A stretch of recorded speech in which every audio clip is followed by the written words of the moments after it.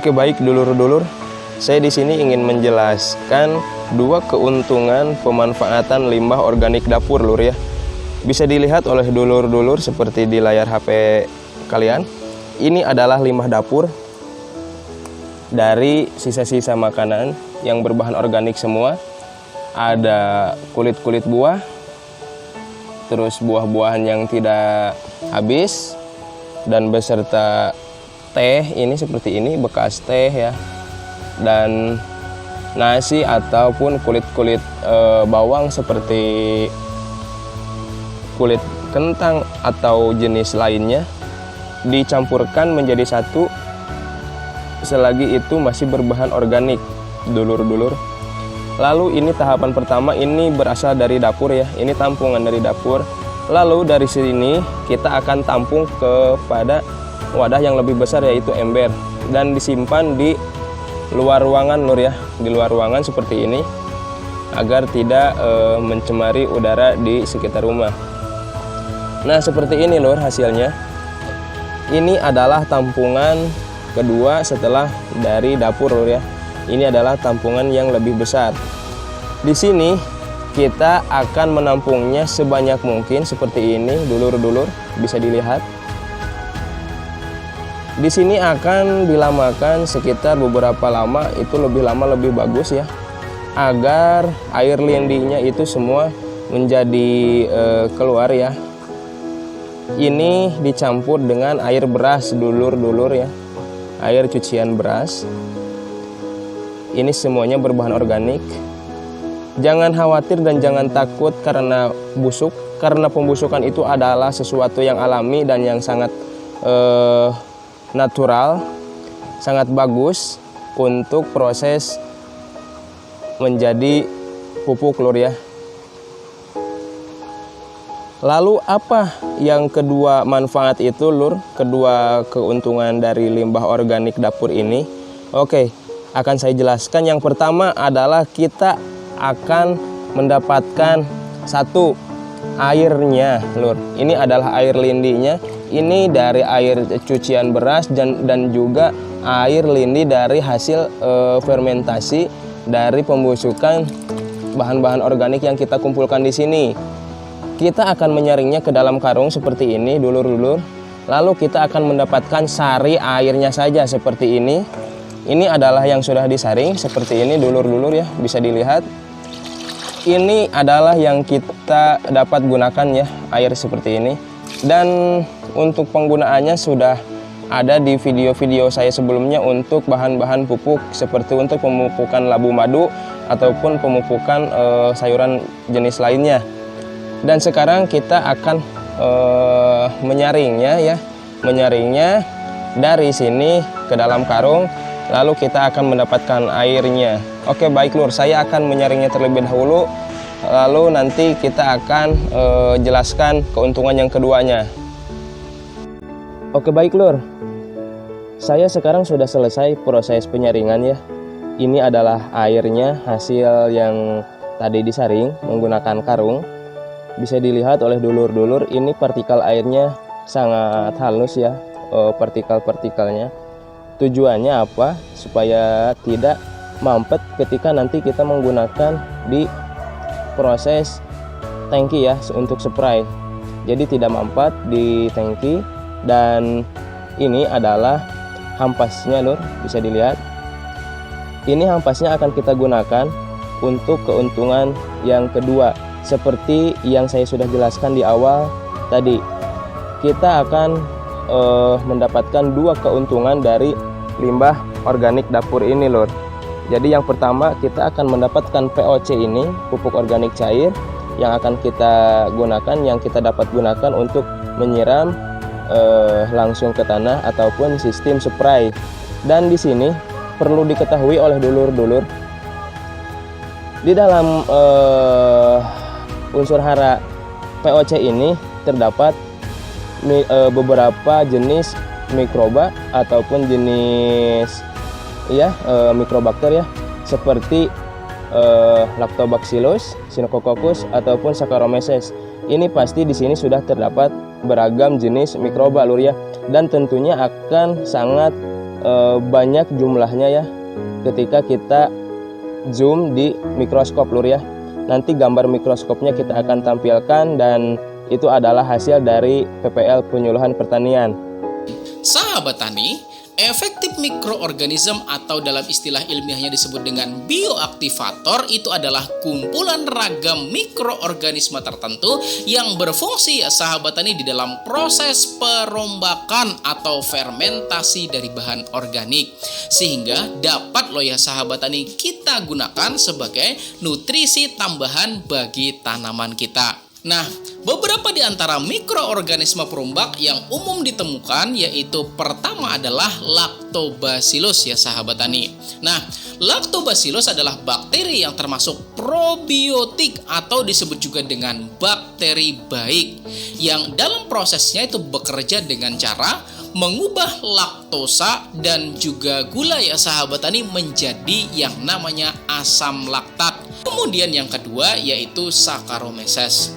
Saccharomyces juga merupakan mikroorganisme yang termasuk di dalam golongan probiotik ya sahabat tani yang bekerja dengan cara mengubah yang namanya glukosa yang ada di dalam karbohidrat menjadi bentuk alkohol ya sahabat tani dan juga CO2 atau karbon dioksida. Kemudian yang ketiga yaitu Sinecococcus. Sinecococcus ya sahabat tani adalah bakteri yang dapat menangkap gelombang cahaya ya sahabat tani yang gak bisa ditangkap oleh tanaman kita. Nah, menurut referensinya, Sinecococcus ya sahabat tani di dalam kehidupannya itu mampu loh melakukan yang namanya proses fotosintesis anoksigenik, di mana yang dimaksud dengan fotosintesis anoksigenik itu ya sahabat tani adalah bakteri itu tuh ya sahabat tani mampu loh menggunakan zat karbon dioksida atau CO2 untuk memperoleh yang namanya nutrisi. Nah, berdasarkan referensi ini ya sahabat tani di mana Sinecococcus ini ya sahabat tani itu dia tuh menggunakan CO2, sementara Saccharomyces dia tuh memproduksi atau menghasilkan CO2. Artinya kedua jenis mikroorganisme ini tuh bisa loh kita kombinasikan di dalam aplikasinya. Nah, itu tadi ya sahabat tani 3 di antara banyak jenis mikroorganisme yang keberadaannya itu sangat-sangat bermanfaat buat keberlangsungan dari tanaman kita.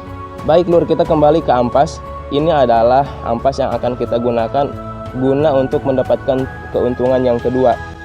Apa keuntungan yang kedua tersebut? Mari kita simak lur. Oke baik dulur-dulur, ini adalah untuk proses mendapatkan keuntungan yang kedua dari limbah organik dapur lur. Apa yang ada di hadapan saya ini? Tentunya dulur-dulur sudah tahu ya. Ini adalah bahan-bahan kompos yang terbuat dari rerumputan, kohe hewan, mau kelinci ataupun itu kambing ataupun sejenisnya. Dan juga saya mendapatkan ini dari berbagai bahan organik lainnya. Dan salah satunya yaitu adalah ini lur, ampas dari limbah organik dapur tersebut. Limbah dapur organik ini kita akan satukan dan kita akan jadikan kompos, dan kita mengandalkan ini lur, bisa dilihat oleh dulur. Nah, di bawah ini lur sangat banyak terdapat cacing, dan di sini saya proses pengomposan tidak memakai dekomposer apapun atau sejenisnya. Saya hanya mengandalkan cacing lur, dan di sini nantinya akan mendapatkan hasil dari kascing, bekas kotoran cacing. Oke baik lur, yang disebut ini adalah nantinya vermicompost.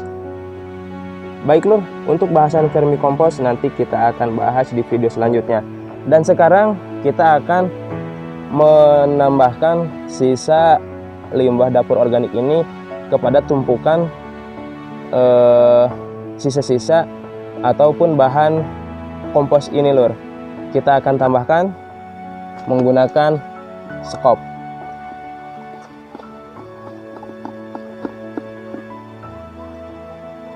Seperti ini saja lur, kita tambahkan di bagian atasnya ataupun diaduk juga boleh, tidak masalah.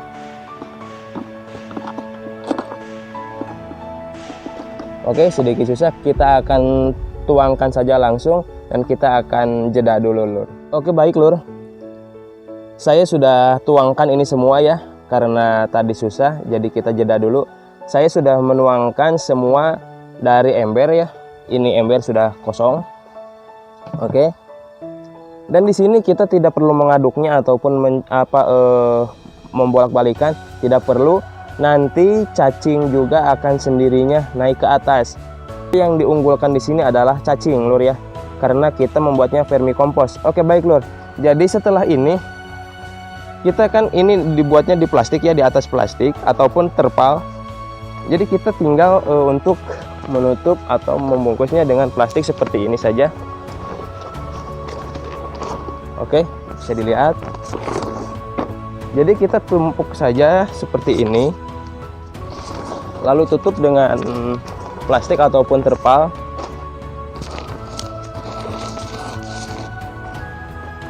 Ini hanya contoh saja, dan kita tutup rapat ya, tutup rapat serapat mungkin agar tidak terkena air hujan secara langsung ataupun tidak terpapar sinar matahari secara langsung. Alangkah baiknya ini disimpan di tempat yang teduh ataupun yang tidak ada atapnya Lur ya, seperti itu. Dan biarkan selama beberapa waktu, minimal 1 bulan lamanya sampai 2 bulan. Nanti hasilnya akan seperti ini Lur. Nah Lur, ini adalah hasilnya Lur. Setelah proses tadi ya, penyimpanan selama 1 bulan sampai 2 bulan, maka cacing akan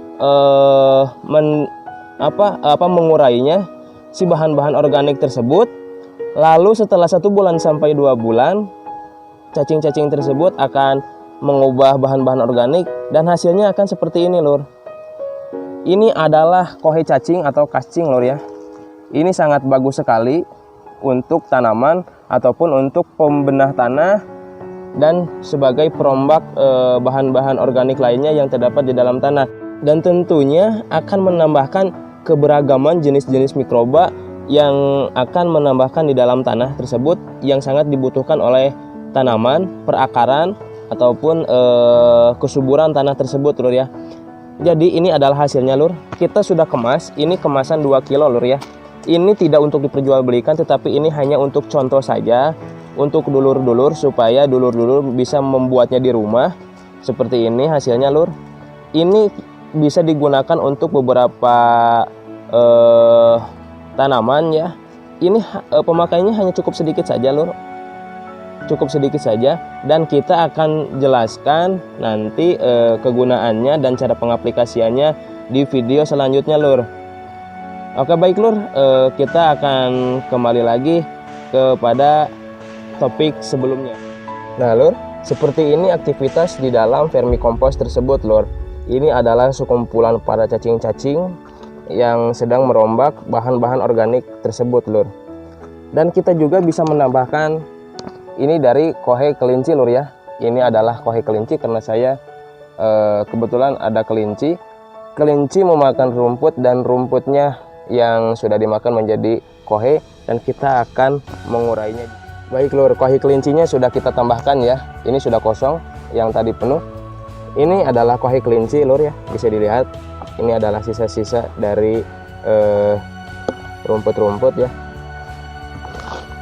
Kita akan tambahkan, kita akan satukan juga.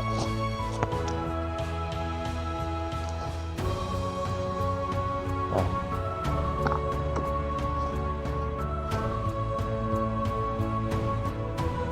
Oke baik dulur-dulur, untuk proses penyimpanan di dalam karung sudah selesai. Ini hasilnya Lur. Ini saya simpan di dalam karung dan cukup penuh ya. Ini hanya menyisakan beberapa ruang saja. Dan kita selanjutnya hanya tinggal untuk mengikatnya saja Lur, menggunakan tali rapia, dan kita akan mengikatnya dahulu. Oke Lur, karung sudah selesai diikat, dan sekarang kita tinggal menyimpannya di tempat yang teduh Lur. Oke baik Lur, bahan organik yang sudah kita buat tadi ya, ini bahan-bahan kompos ataupun vermikompos sudah selesai dibuat, dan kita sudah meletakkannya sudah menyimpannya di bawah kayu seperti ini, papan, tanpa alas pun tidak masalah, biarkan seperti itu, asalkan di tempat yang teduh saja seperti ini. Dan kebetulan ini saya menyimpannya di bawah bak rakit apung. Dan perlu diketahui lur, ini juga sama bahan-bahan yang seperti barusan kita buat, ini hanya berbeda waktu saja. Ini 3 minggu yang lalu saya buat dan ini baru sekarang. Dan nanti kita pemanenan secara skala ya, berskala. Jadi yang ini dipanen, yang ini nanti 3 minggu kemudian baru dipanen lagi. Dan membuatnya juga kita berkelanjutan seperti itu lur. Oke baik lur, seperti itu saja penjelasan dari saya. Sejatinya membuat pupuk organik itu sebetulnya sangat mudah lur, asalkan kita telaten dan ulet saja yang didasari oleh niat kita. Memang membuat pupuk organik itu ribet, ruwet, tetapi kalau tidak dimulai dari sekarang mau kapan lagi? Maka saran saya untuk dulur-dulur yang belum ada niat membuat pupuk organik, maka buatlah mulai dari sekarang, dari saat ini juga lur, agar kita bisa memanennya di kemudian hari. Dan jangan sungkan-sungkan dan jangan ragu dengan cara metode yang jadul ya membuat pupuk organik ini. Baik lur, dicukupkan saja video kali ini ya mengenai konten 2 manfaat keuntungan dari limbah organik dapur yang kita manfaatkan sebagai pupuk organik, yaitu yang pertama mendapatkan pupuk organik cair dan yang kedua mendapatkan pupuk vermicompost. Dan kedua-duanya sangat menguntungkan bagi kita karena itu sangat membantu dan sangat dibutuhkan oleh tanaman serta menjaga kesuburan tanah kita ya. Baik lur, untuk dulur-dulur yang baru bergabung di channel ini, tolong bantu dukung channel LHC Farm ini dengan cara subscribe, like, komen, dan share. Dan untuk dulur-dulur setia RHC Farm, terima kasih sudah menonton sampai selesai. Mudah-mudahan pertanian kita tetap jaya, tetap maksimal hasilnya, dan harga kembali normal. Baik, terima kasih lur. Salam dari Ciamis, RHC Farm. Wassalamualaikum warahmatullahi wabarakatuh.